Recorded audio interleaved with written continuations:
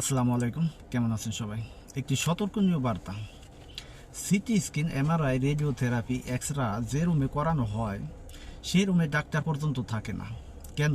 আর এই রেডিয়েশনের পাওয়ারই বা কত? ওই রুমে ভালো মানুষ পর্যন্ত থাকতে দেওয়া হয় না, কারণ নাইলে সেও আক্রান্ত হবে। এই মেশিনগুলোর পাওয়ারই বা কত? এই মেশিনগুলো কিন্তু 24 আওয়ার চালু থাকে। আপনি চিন্তা করেন, যে রুমে মানুষ থাকে না, অর্থাৎ ডাক্তার থাকে না, রোগীর গার্ডিয়ানদের থাকতে দেওয়া হয় না, এখন রোগীকে ওই মেশিনের ভিতরে, ওই রুমের ভিতরে কি এমন তেলেসমাতি পোশাক পরায় ঢুকাইলেন যে যার দ্বারা রোগীর কোনো ক্ষতি হবে না? কি এমন জাদুমন্তর দিয়ে তাকে পাঠাইলেন? বেচারা এমনিতেই আক্রান্ত, তাকে আরও তাড়াতাড়ি মৃত্যুর দুয়ারে পৌঁছানোর ব্যবস্থা করে দিয়েছেন। এক্সরা এটাও সেম ক্ষতিকর। যারা বারবার এক্সরা করে তাদের ক্যান্সার হওয়ার সম্ভাবনা অনেক গুণ বেশি। এটা হাইপার রেডিয়েশন। এমনিতেও উনি ক্যান্সার রোগী। কেমো, এক্সরা, রেডিওথেরাপি, এমআরআই এগুলো করে বা এগুলো দিয়ে তখন রোগীর অবস্থা আরও বেশি খারাপ হয়।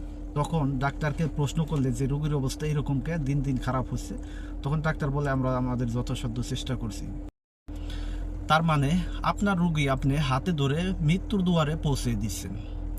আপনারা এক কাজ করবেন, আপনারা ডাক্তারের সাথে কন্ট্যাক্ট করবেন।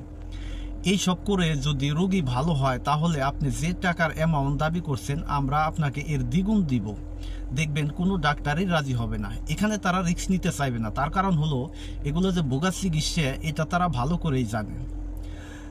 আর তারা না জানলেও এই বিষয়টা তাদেরকে এভাবেই শেখানো হয়েছে। তারা যেখান থেকে সার্টিফিকেট আনছে তাদেরকে এভাবে বুঝিয়ে দেওয়া হয়েছে যে এই চিকিৎসাগুলোর মান এরকম, এইভাবে এগুলো কাজ করে। আরেকটা প্রশ্ন করি আপনাদের, সেটা হলো আপনারা একটু যার যার এলাকায় একটু খোঁজ নেন। এই পর্যন্ত ক্যান্সার রোগী কেমোথেরাপি, এক্সরা, রেডিওথেরাপি এগুলো করে রোগী 4-5 বছর বেঁচে ছিল অথবা তার অধিক বেঁচে ছিল। এরকম কি কোনো প্রমাণ আপনাদের হাতে আছে? বিষয়টা নিয়ে একটু গভীরভাবে চিন্তা করুন। এই কথাগুলো আমি কোথা থেকে বললাম? আমার বাবা ছিল একজন ক্যান্সার রোগী, তাকেও এরকম ভুলভাল চিকিৎসা দিয়ে ওপারে পাঠানো হয়েছে।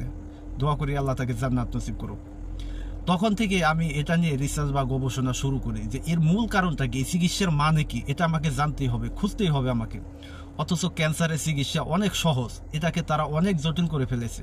ঘরোয়া পদ্ধতি ও চিকিৎসার মাধ্যমে ক্যান্সার রোগী ভালো করা যায়, এটা আমরা এখন এই জামানায় এসে এখন বুঝতে পারি। আপনারা যদি কেউ মনে করেন যে আমার এই কথাগুলো মানুষের উপকার হবে বা হচ্ছে, তাহলে এই ভিডিওটা শেয়ার করে অন্য মানুষের মাঝে ছড়িয়ে দিয়ে, যাতে তারা এই বিষয়গুলো নিয়ে একটু চিন্তা ভাবনা করতে পারে।